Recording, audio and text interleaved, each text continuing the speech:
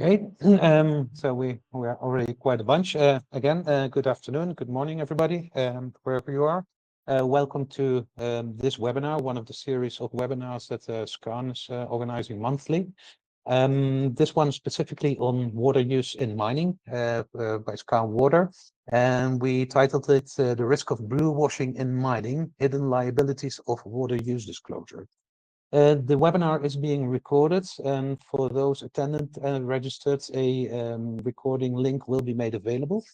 The webinar itself, I plan to do about 20 minutes of presentation, 25 minutes, and then we will have a couple of minutes still left for Q&A. You can find the Q&A button on the bottom of your screen. We will go through the questions that are posted there. If there are questions that are still that we don't get into or that require a bit more of analysis, we will get back to you on that later. So please submit your questions if you have any. The title again, Risk of Blue Washing in Mining, Hidden Liabilities of Water Use Disclosure. First of all, the title or the use of the concept of blue washing. It's not a really official definition, but what we are using currently in Skarn is basically the practice of overstating or misrepresenting responsible water use to appear more sustainable, environmental, social, and financial than reality. And interesting that this is something that is the term blue washing is also associated to social aspects. It's being used out there, but I've not seen it specifically used on water. The term we related mostly to vague, unverified claims, selective disclosures, metrics definitions, and especially aggregated data at corporate level, and with that bypassing specific local impacts related to water use. And with that, both not only for the mining companies, but also external stakeholders that impacts the evaluation opportunities for key risk and performance gaps analysis and potential consequences for others. And how would that work? So there might be, and that's not something that we really see, there might be intentional data gaps. So companies specifically not disclosing certain issues or willingly changing data points. But what we do see is that there are unintentional data gaps. So there is an issue around poor data quality, lack or inconsistent site-level disclosure by mining companies, and especially in those cases where there is no asset-level disclosure, those gaps are often more difficult, more challenging to identify. But this leads to especially for the financial sector and the products off-takers, to also some responsibilities and risks, and those not necessarily are being addressed correctly through, for example, passive acceptance of the data as published by mining companies. So there is no question being asked there on the data, no analysis being done on whether there is what is the real value of the data, or what is the real context of the data that is being disclosed. And the interpretation can be relatively selective in the sense that the data can be evaluated at corporate level, but not evaluated at asset level, and that might specifically impact certain aspects around water use or consequences of water use, such as production risk, reputation risks, or social or environmental risks, for example.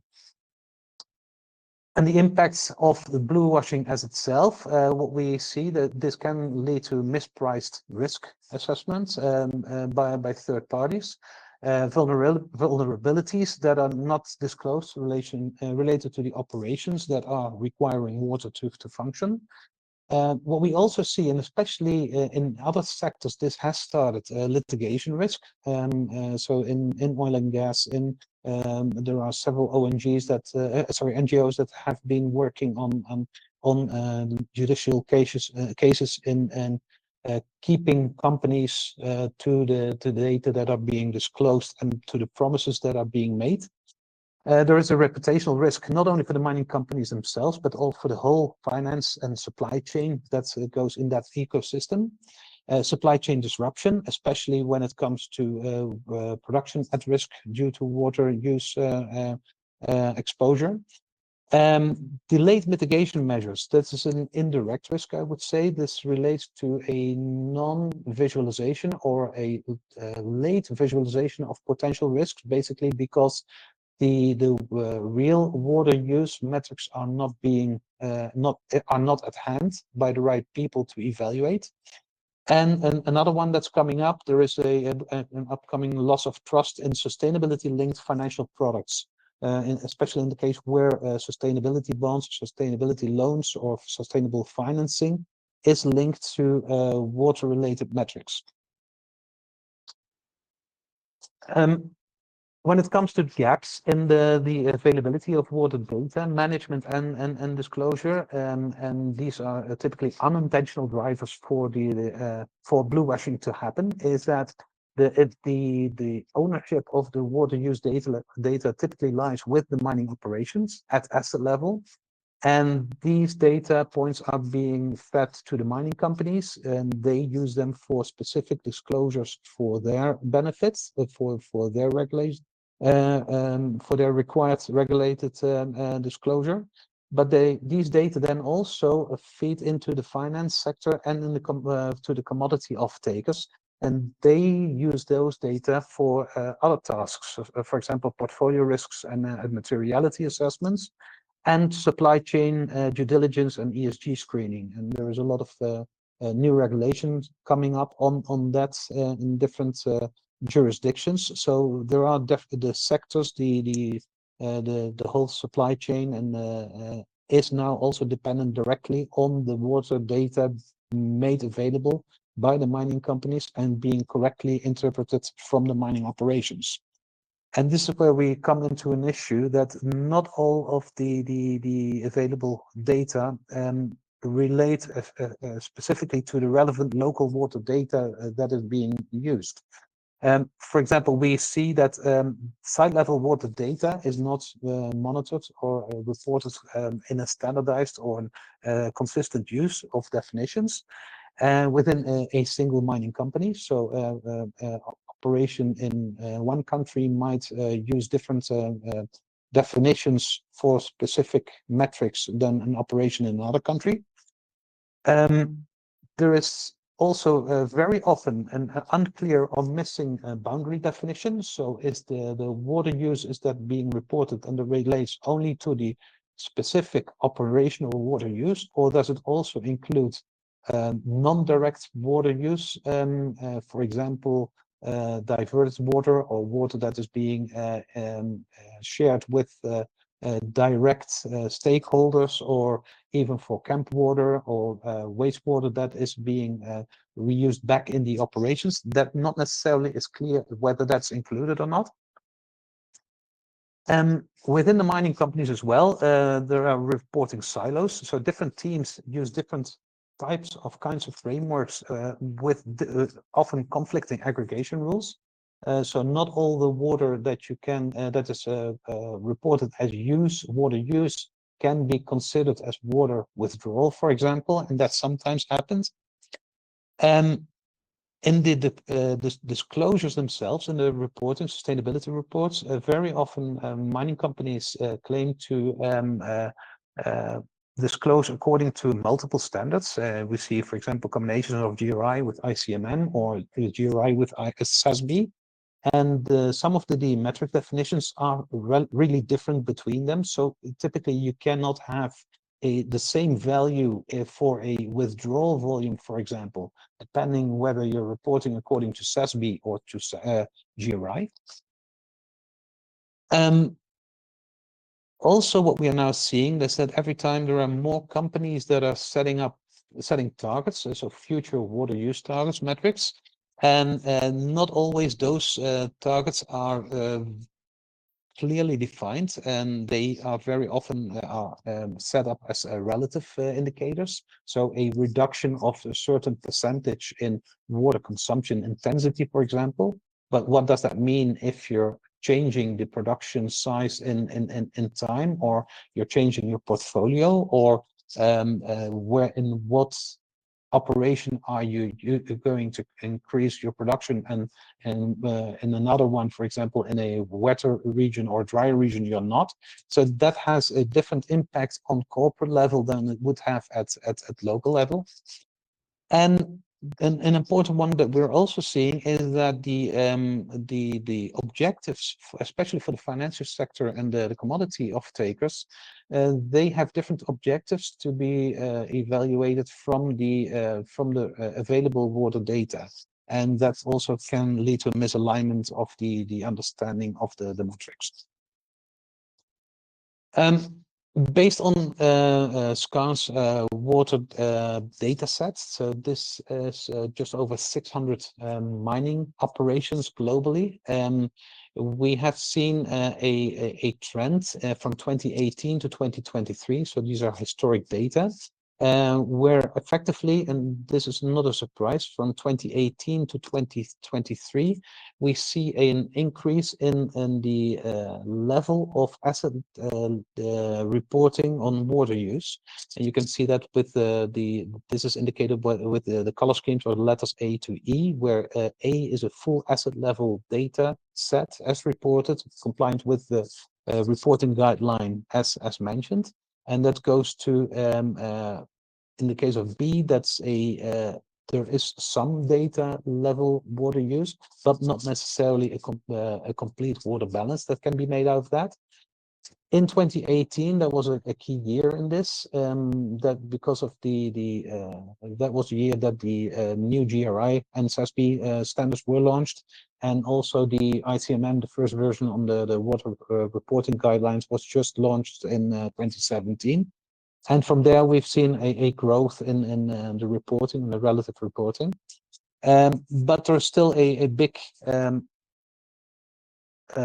gap of water use availability disclosure in the mining operations. On an asset level, as you can see, about 50% of all the assets that we have in our data set doesn't have annual water use reporting at asset level.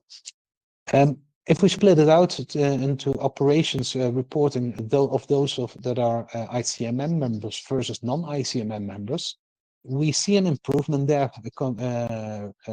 for the ICMM members, in the sense that they typically tend to have better annual asset level reporting, but it's not 100%, and that's that may be something to consider, especially with the new consolidated mine reporting standard that's being developed, because there are some requirements for asset level reporting there, depending on the type of company in disclosure availability that you're claiming, and especially the companies or the operations that are in what we have in the CDE classification categories. So those are the ones where we don't have direct annual water use data for. We see that there is, especially from the financial sector, a trust gap being developed, in the sense that they need the data for their asset level risk evaluation or sustainability evaluation. They cannot have a direct access to those data, and that might lead to a block of sustainable capital flowing into the mining operations and companies. That's a real risk. This leads us to the next point, and that's as we now have an indication of that about 50% of those operations in the data set have asset level data values. What is the value of, what is the quality of that data? And then we're coming into another evaluation issue, and that relates to the annual water balance that we develop within Skarn, using the typical, I would say, the formula of withdrawals minus discharge minus change in storage is equals consumption. This is aligned with the GRI and with the ICMM and WAF definitions as well. But when we start looking at this and with the reported data, we find a couple of very interesting things. That the reality is that very often there are unmonitored flows. So often not all mine dewatering is being monitored and quantified within the water balances. Not all snow melt, runoff, seepage, rainfall is directly is included in the volumes of the withdrawals. Discharges, even though the water quality, the quality data of discharges are typically better because of local environmental regulations, not always is that the case.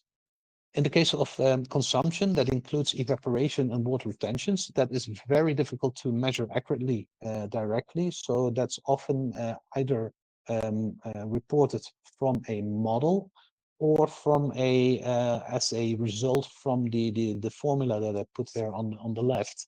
And that can lead to sometimes to very, I would say, surprising results. Not all spills and leaks are being identified and included in consumption, and that's either excluded or inconsistently reported. In the case of water reuse, that's not clearly defined by all of the guidelines on how to disclose that, and also on how to report that, and not doing a double quantification of that reporting. One of the major issues that we see, especially for the mining sector, is that there is a poor tracking and disclosure related to water storage. And the inventory of water in a mining operation can be very significant, and they can lead to very strange results also if those data are omitted. They can lead to very strange data in the water balance evaluations. Inconsistent definitions. So we see in the sustainability reports, for example, that some mining companies continue to use the concepts of water use and water consumption without making the distinction. There is a distinction in the case of consumption. That is water that is going out of the operations and not going back anymore. And water used is the sum of all new water coming in plus water that's taken from the storage plus all the water reused. And that is the total sum that's going into the tasks, and that is the volume of water use. That is by definition not the same as consumption. And what we see also in mismatch in the scope of reporting and with the different functional boundaries. So what is included and what is excluded exactly in this dotted block. So is the mine camp, is that included or not? Things like that. So even when asset level water data is reported, that may not necessarily reflect reality of water used by a mining operation. And that's those gaps and inconsistencies, and they can be intentional or maybe not, typically not, but they can lead to blue washing and misrepresentation of the real water impacts and risks. I want to show two specific examples, and not to pick on these companies, because these are companies that are effectively reporting asset level water use data, but just to show that there are, even when the data is being reported, there are questions to be asked whether that data is effectively valid to take on directly, or should have a second look at it. In the case here on the left side, you see the water balance from 2021-2023 as reported by OceanaGold for the Dipio gold mine, where you can see that the water withdrawals and the water discharge are typically very close together. And even in 2022 and 2023, the discharge supposedly is higher than the water withdrawals. OceanaGold indicates that they are following the GRI 303 compliant disclosure. And they also indicated that there is no significant change in water storage. This leads to the calculations, and not only from the water balance calculation, but this is directly from their this sustainability report that they disclosed for 2 years, a negative water volume consumption, and that is a let me put it this way: based on the definition of what water consumption is, that is not possible. But it's not only with them. So if we're looking at the right, this is a representation of global gold mining. This is per country, where we have the blue bars represent the light blue bars represent surface water extraction. The dark blue is the darker blue, the groundwater extraction, and the darkest blue, other types of water sources being extracted. And based on the calculations that we're doing, we have been able to identify that everything that is represented here by the red stacks on top of the bars is the volume of water that was withdrawn but not reported. So this is a global issue, and this may lead to very impactful conclusions when you're doing risk evaluation at asset, but also at company level. And another one, and again, not to pick on the company or the operation, but it's a very interesting example here. Phoenix Mine of Nevada Gold Mines, that's the JV between Barrick and Newmont, both ICMM members. And they are one of the few companies out there that are typically report on change in storage year on year. The point is, when you do that, so you're exposing yourself to the data evaluation, you can come up with some very interesting results. On the right side, what you can see is that the blue bars report are the withdrawal volumes. On top of that is the change in storage. So this is water that supposedly that was withdrawn before, and that's now being used for the first time in the operation. And then only in 2019, there was a small volume of water discharge. Two things here to mention. First of all, there was specifically in 2021 a big difference in the volume reported as consumption versus what is being calculated from the balance. So it's 595 megaliters versus 7,900.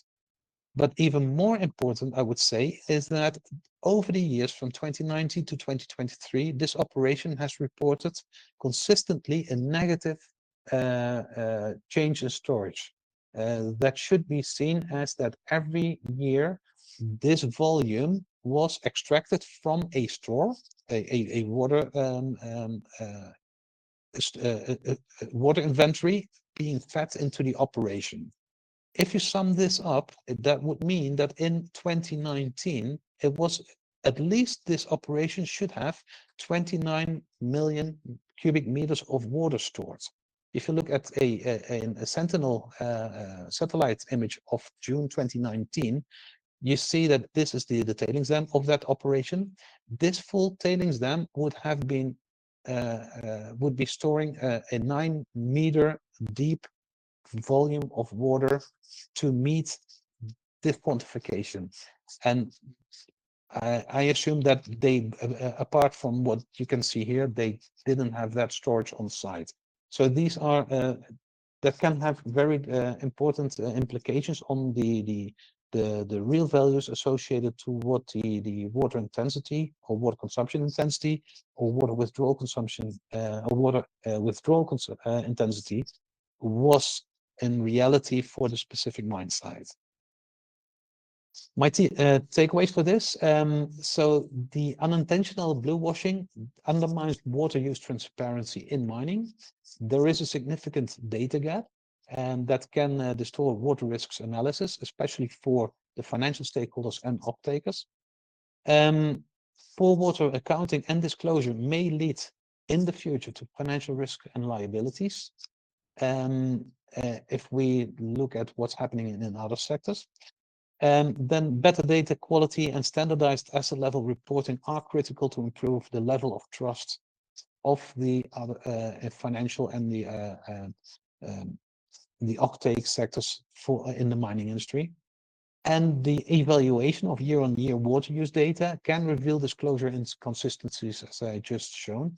With in Skarn, we have the data set now developed from 2018 to 2024 as sorry, 2023 as reported data and extrapolated to 2030.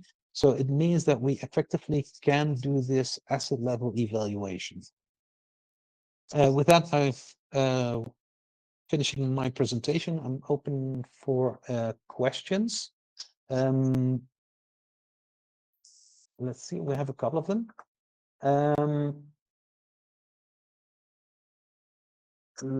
First, does Skarn's water dataset include any insight into asset level underground dewatering technologies and volume control management? And how dewatering is reported when defining water withdrawal, use, treatment, etc.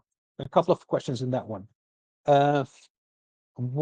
Typically dewatering is reported as groundwater extraction. Some companies report it directly as groundwater. Some report it as water retained within the ore. Some or as or moisture. There are different terms that are being used, but we typically do include that in the groundwater category. Unfortunately, we still don't see any developments going on in a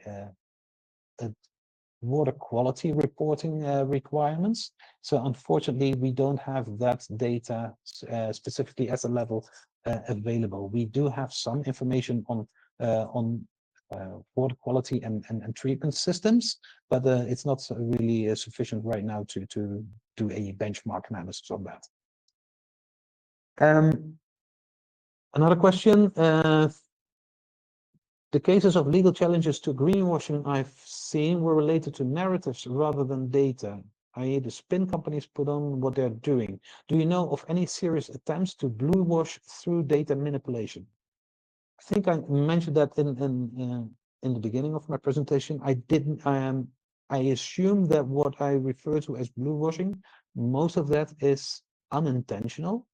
And I have personally not seen any intentional data manipulation in that sense. What we typically do when we see a situation, as I just mentioned, we typically reach out to companies asking them questions, and sometimes that leads to companies either reviewing or modifying their methodologies of reporting or making amendments on the data reporting. I do agree there that the legal challenges typically relate to narratives.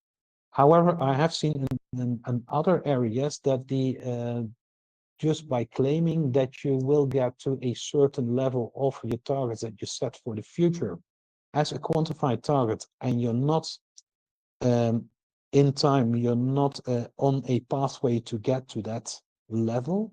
There are I've seen legal cases in the Netherlands effectively that that have condemned the companies of greenwashing in that sense. Is the disclosure problem on water usage due to companies' lack of expertise in measuring and adding data?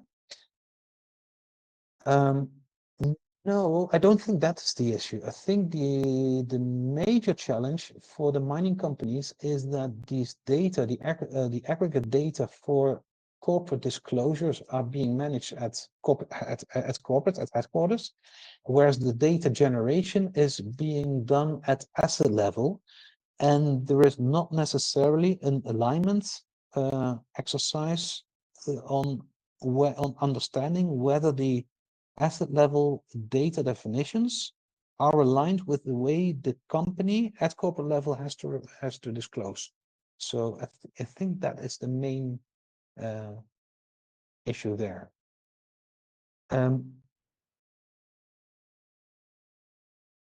Have you been able to ask the companies concerned about how to explain negative consumption figures and or strange changes in storage?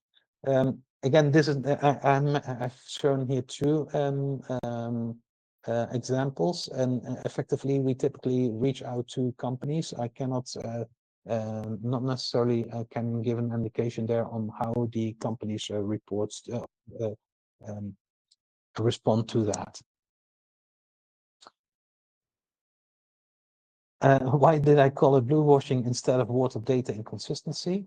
I think that the reason for that is that bluewashing, to me, it's a direct link to water, and it's and in my view, there is a lot of risk and inconsistency and education still to be done on water data monitoring, definition, reporting, and analysis. And I think that by itself merits its own term. That's really why. Then I will respond to that later, but maybe this person can reach out directly asking about costs for a certain service. In another question, in hydrology, we use statistical analysis. A data result may not sound similar to actual. Is this become bluewashing? A very good question, in fact. So what the companies typically disclose water use based on a difference of a snapshot taken from 1 year to another year, and those are static situations. Whereas in hydrology, in statistic analysis associated to hydrology and water management in general, you would have within the year very different situations if you're going into a drought period or do a flood period, if you're facing freezing conditions, for example, versus thaw and runoffs, and all those data month on month or week on week or day, you typically won't find back, and the complications that go with that, you will not find back directly in the annual snapshots. So in that sense, what I'm presenting here is not associated to that. What we do have within our data set, we have an indication of how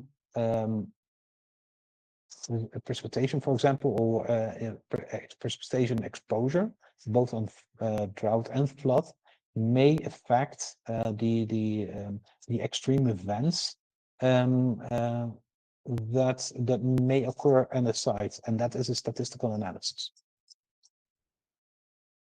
I think with that, I have answered all of your questions. If there are any other questions, please reach out. And we will be coming back to you with a note and a link to the recording of this webinar. Thank you very much, and until the next time.